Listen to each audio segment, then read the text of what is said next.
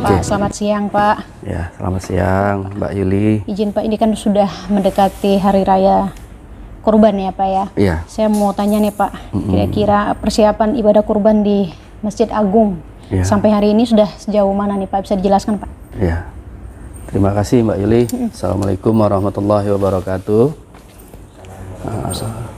Selamat siang untuk kita semua.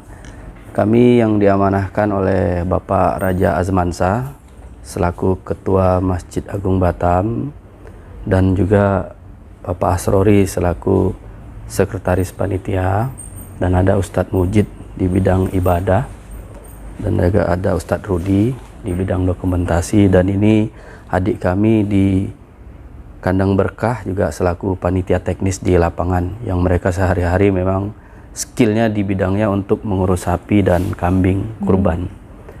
Terkait dengan persiapan Idul Adha atau Idul Kurban di Masjid Agung Batam, alhamdulillah tepat dengan hari Rabu kemarin 6 Juli 2022 baru kami laksanakan rapat finalisasi.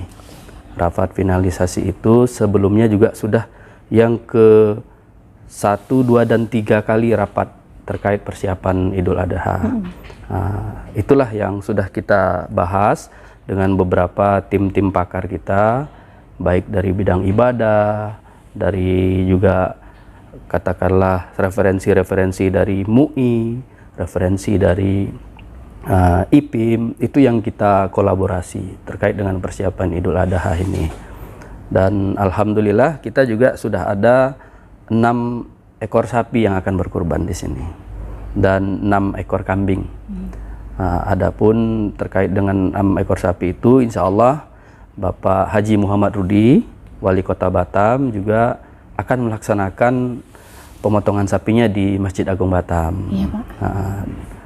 Dan dari yang saya sebutkan tadi juga ada dari Panbil Group, dari Bank Riau Kepri, dari Telkomsel Batam, dari Kandang Berkah, dan juga ada dari jamaah yang sampai hari ini berjumlah 6 ekor sapi.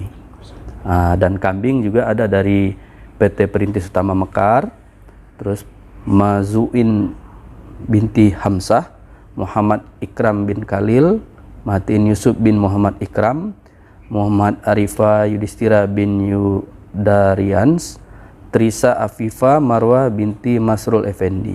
Ini alhamdulillah ada dari jamaah Singapura. Ada ya Pak? Ya, ada dari jamaah Singapura melalui Bapak Sekretaris Panitia, Ustadz Asrori, yang memediasi terkait adanya jamaah dari Singapura. Berapa orang Pak?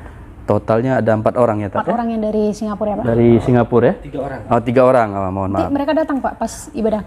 Ini teknisnya biar Ustadz Asrori nanti yang menjelaskan. Gimana Ustadz? Jadi memang untuk terkait yang dari Singapura itu mereka menitipkan dan kemudian setelah dipotong ya didistribusikan kepada saudara-saudara kita yang berhak lah seperti itu. Dan sepertinya mereka tidak hadir. Tidak hadir ya Pak ya? Kalau untuk sapi Pak Wali beratnya berapa Pak? Biasanya dia yang terbaik nih? Ya, insya Allah sudah kita inventarisasi juga Mbak.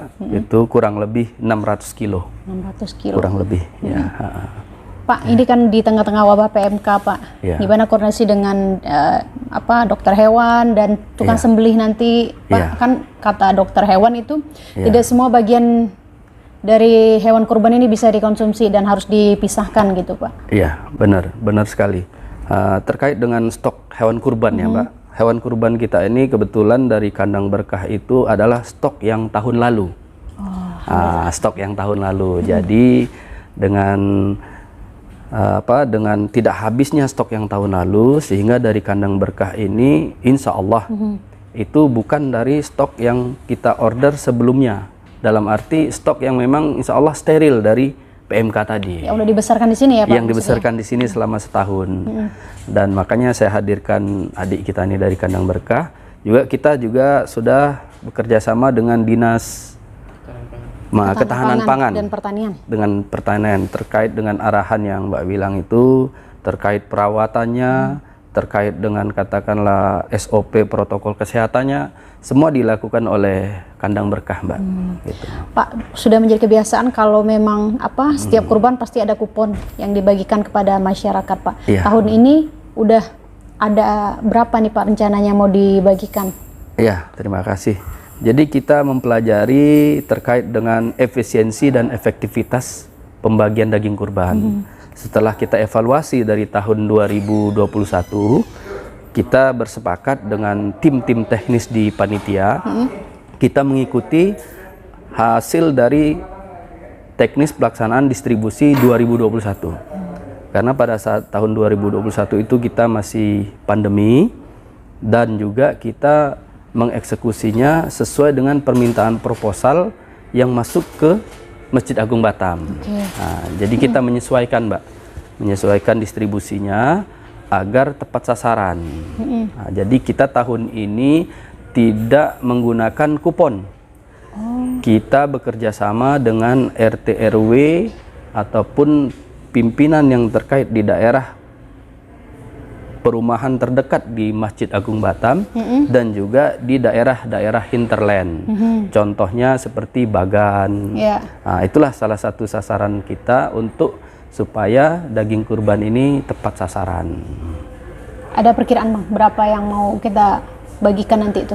Insya Allah kita prediksikan itu sekitar 2.200 kilo. 2.200 kilo. 2.200 kilo totalnya itu hanya dari sapi dan kambing itu sekitar 160 kilo. Insya Allah target dari distribusi daging kita ini sudah tercatat. Mulai dari sapinya itu, ini target distribusi.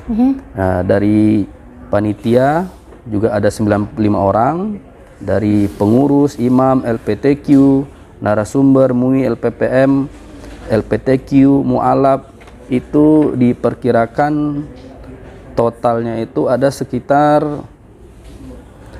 ini totalnya berapa Pak Edi? Yang distribusi Pak Edi? Distribusi total ya Pak? Iya. Kalau sama yang lainnya diperkirakan sekitar 800 paket. Sekitar 800 paket ini. Karena ini baru di catatan saya ini baru kilonya. Kilonya? Baru kalau kilonya. Ternyata? Paketnya sekitar 800 paket, Mbak. 800 paket itu 800 ini ya? 800 bungkus. Yang mau didistribusikan? Iya. Itu kita distribusikan nanti atau mereka jemput ke sini, Pak? Kita distribusikan. Kita distribusikan. Karena di distribusikannya itu juga enggak per satu-satu. Misalnya contoh di Kampung Belian kan di situ ada kampung tuanya. Di situ ada RT RW-nya yang memang sudah tiap tahun kita data. Insya Allah itulah salah satunya kita sasarannya ke sana gitu. Kita distribusikan ke situ. Distribusikan ke situ gitu. Pak, dibanding dengan tahun lalu udah pasti menurun ya, Pak ya? Kalau dari jumlah sapi sama dari jumlah sapi. Tetap konsisten. Iya, karena Masjid Agung Batam ini merupakan juga ikon. Jadi insya Allah kita juga berikhtiar lah, minimal sama dengan tahun yang lalu.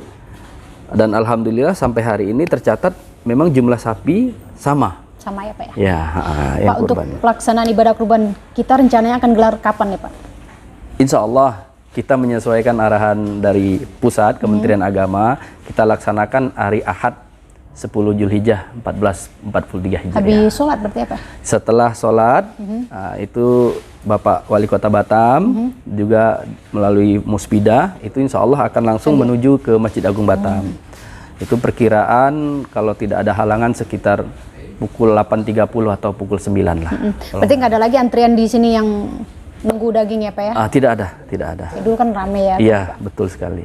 Oke Pak, itu aja. Ada yang sampaikan Pak pada masyarakat Pak menjelang ibadah kurban ini? Ya, mudah-mudahan dari Batam Pos bisa menyampaikan ke jamaah, khususnya dari yang jamaah sekitar Masjid Agung Batam, tidak perlu mengantri untuk mengambil daging, tapi kalau memanglah berhak untuk menerima, laporkan kepada RT RW setempat. Agar RT RW setempat itu menjadi mediasi untuk menjemput bola ke Masjid Agung Batam. Mungkin itu pesan kami. Hampir ke semua sapi dan kambing ini berasal dari stok tahun lalu? Iya. Ada yang tahun ini ya Bang? Tahun ini. Berarti Maksudnya maksud tahun lalu. Stok tahun lalu. Tapi itu kan Ya. tetap diperiksa ya kesehatannya Sangat Pak sama wajib. dokternya. Siap, Oke, sangat Pak, wajib. siap. Terima kasih banyak ya Pak. Iya, sama-sama Mbak Yuli.